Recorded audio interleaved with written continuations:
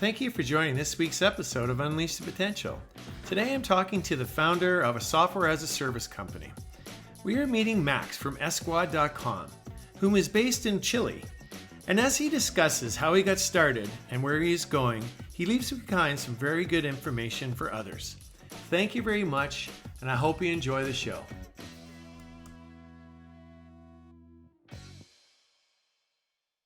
Well, hello. Welcome to Unleash the Potential. Today we have Max from Esquad, which is a company from Chile. And Max is doing great things with respect to communications and project management and resource sector. And I really think that you'll find Max's story interesting and how he's unleashing the potential. So Max, how did you come to start eSquad? Well, at first we were in the university. I was studying my major in industrial engineering, and we started with a software because I used to code since I was like 12 years old. Together with one of my classmates, we started to code an app um, uh, um, for placing the orders in bars and restaurants and ask for music and everything. And that didn't work, but we won a lot of prizes here and awards here in Chile. So one company called us because they needed to save time or maybe improve their productivity on with their people on the field. Um, and we say, yeah, maybe we can do it. We begin to research, and then we realize, yes, we can do this with an app. We can save travel time, taking notes, copying that data into a software and everything. We can make it over an app, and that's how we started Esquad at first. Wow.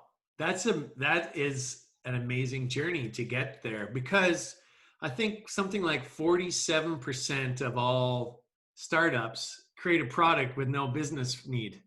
And you basically had the business need and created the company around it. So how many people are on this journey with you? Well, it has been a lot of people because at first my team was built with two classmates and myself. And then we hired two guys more with the awards that we were getting from the government and stuff. Um, and then one of the partners left the company and went to work in another company. Then the other one, and then I stayed with one of the people I hired. Then we hired more, and it has been like maybe 10 people, different people in this journey. But with the squad itself, we co-founded it with two former employees and myself. We built this new company. Wow, that's amazing. So how old's the company? Well, Squad it, it was founded on February 2019, but the story with the discovery phase and everything comes from maybe 2015, when the first company called us. Right. I mean, that's interesting. It always interests me. You only hear about companies when they're in their 20th year. When they because it takes a lot of effort and trials and tribulations to build the right product and get the right customers. And so, how would you say the journey has been, from your own personal satisfaction and reward? It has been hard. I mean, sometimes, for example, when I was starting the first company and I was at the university, well, my mom told me, finish the university, please finish it. Don't leave it. So I was taking, at that time, I was in the master degree at the same time with the last year of the major, and I was starting a company, so I was doing like basically three works at the same time, three jobs at the same time, uh, and it was hard. Then, for example, when I begin to see my former classmates and my friends, they all began to earn a lot of money in their businesses. They were sorry, in the companies they were working, and they began to bother me. Hey Max, when are you be able to buy us some stuff? Blah blah blah. But that doesn't bother me because I'm used to have like um, a goal and go for it, because I used to play a lot of sports when I was younger, and I would still play basketball. Um, so well, but that was hard because all the time they were mocking me, Yeah. uh, and sometimes a guy from maybe for example at the university, one of my former professors uh, called me to help him, and one of the guys he was involved with in the university began to say, hey, your business is not a business, come to work with us. So but I didn't, I mean, I helped them, but I didn't forget about my business. I stayed in the business, but there's a lot of pressure all around. I mean, family, friends, and some other people. And but I think that I'm tough enough to don't hear them and to go for my goal. So Absolutely. yeah, That's what you have to do. You just have to keep going, right? yeah. So tell me about the product that you guys have developed and what type of industry uses it and how it helps them. Well, it's um it's a SaaS for business to business market. So we focus on businesses, but the main potential clients that we have and the customers that we already have are companies that have people on the field, or that are working, for example, in forestry sector, in engineering, like soil engineering, that takes to take a lot of that has to take a lot of data, collect it from the field, and then calculate a lot of things. So if you imagine uh, companies that have technicians or engineers doing jobs on the field, and not only deliver a thing but also measure it, test quality, stuff like that, and you need to collect the data and then calculate a report. That's the clients we are serving. And in fact, we are serving the biggest company, the biggest forestry company here in Chile, which is actually maybe the sixth biggest one in all around the world. And also we're serving some other companies like uh, car shops, engineers on the field for electrical services, chemical services, things like that. So, what is the uniqueness of your product being built homegrown with your background as well as in a market like Chile? Yeah.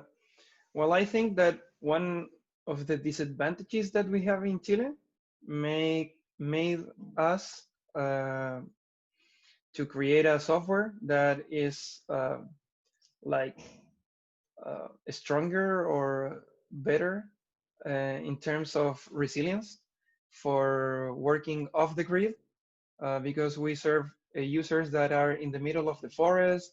And here, Chile is not like a plain field, it's like a lot of mountains. And so you have forests in the middle of two mountains, and you have no connectivity in those places, even though Chile has a nice connectivity as a country. But uh, that's one of the things that we had as a disadvantage at first, but now is a strength of our company. And then there's another thing. We went to the field work with the guys that will be our users. And we realized that most of them, as they are using their hands to work, they have calluses on their hands, so they have like big fingers with a lot of muscle. So if you prepare an application for a guy with those kind of hands, you'll need like a bigger button or a bigger everything. But not all of the developers realize that, because most of them work on an office and they receive like the designs from a designer that was talking to an engineer who was talking to maybe a manager.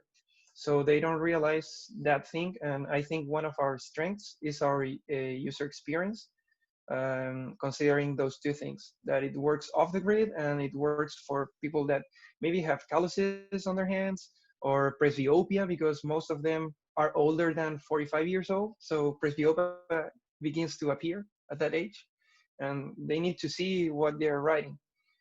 So as our main goal was to replace the little notebooks that they were carrying around to take notes, we designed the simplest and fastest application that we can design for them so they can use it. And once they use it, we can make a lot of magic with the calculations and the data. And also the cell phone collects a lot of data itself without it writing down or something. So the application is truly a design engineered from the customer, the user out, which is, I believe that's actually secret sauce, because companies get a, especially larger companies have a hard time doing that.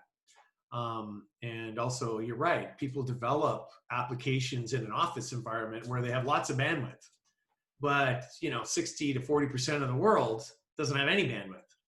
And so what really, you're basically taking what people have that they can work with and making it smarter.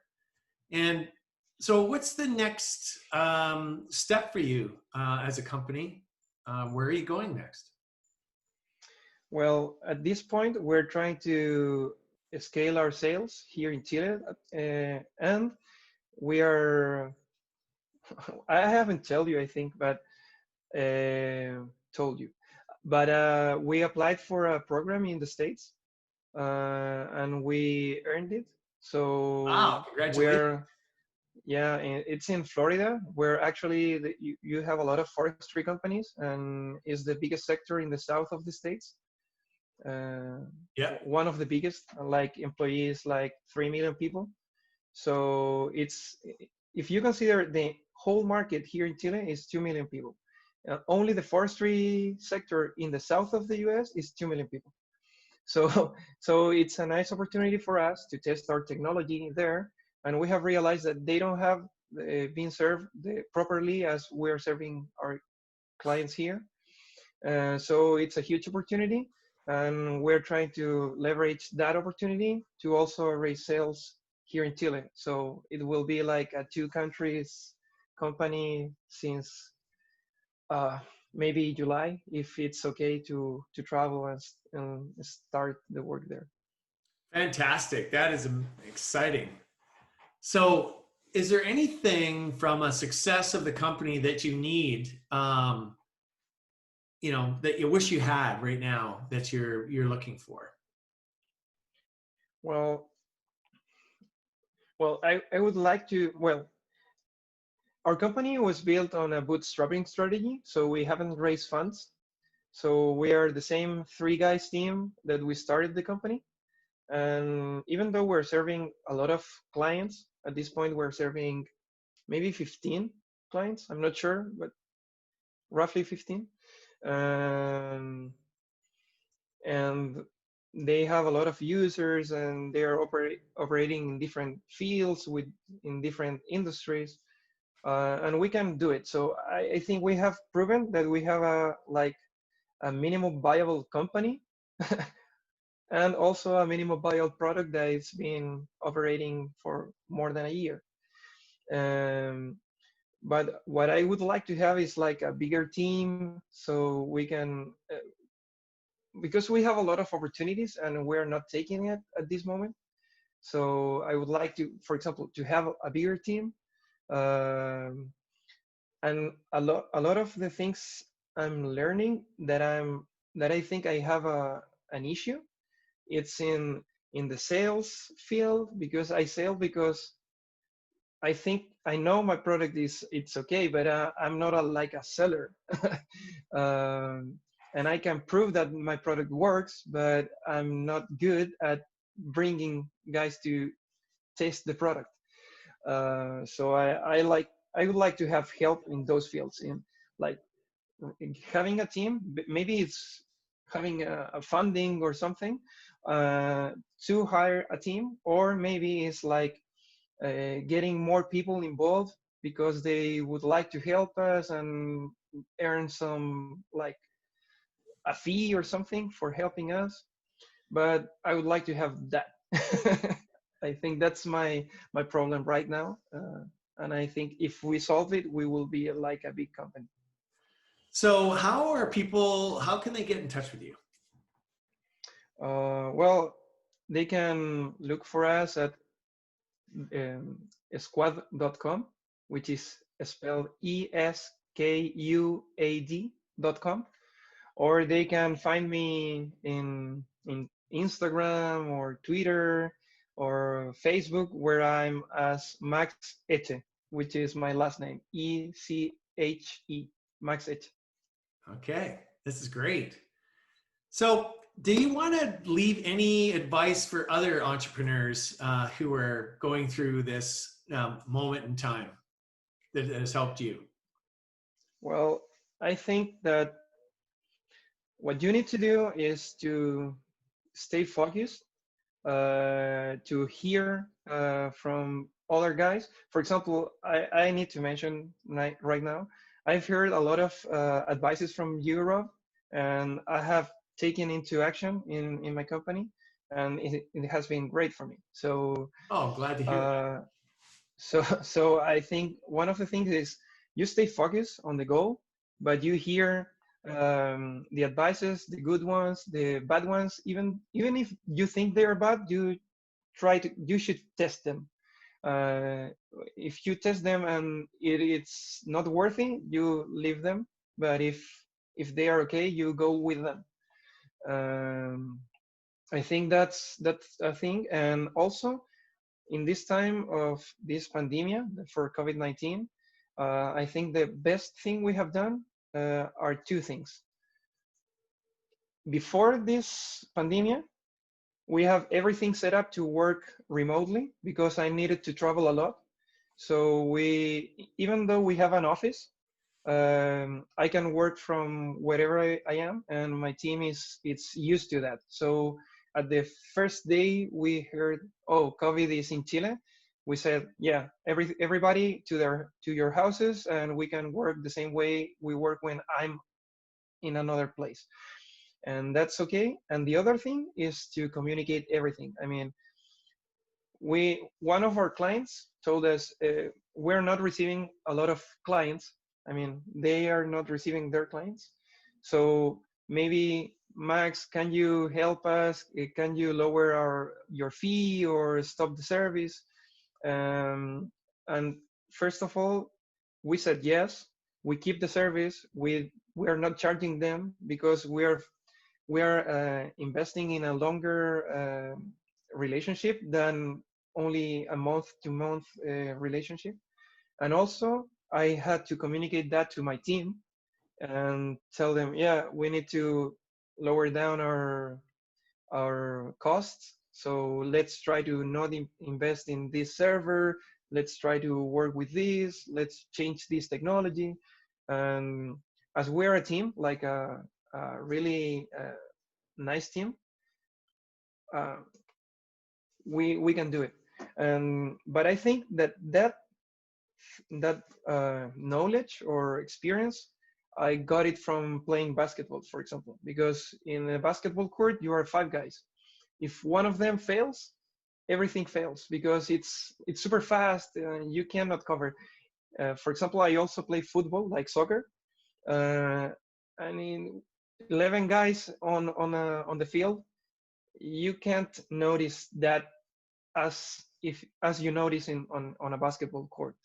So I think that I learned that from the basketball court, and that you need to trust in your teammates, and that you need to communicate each other to keep the defense close and the offense working smoothly.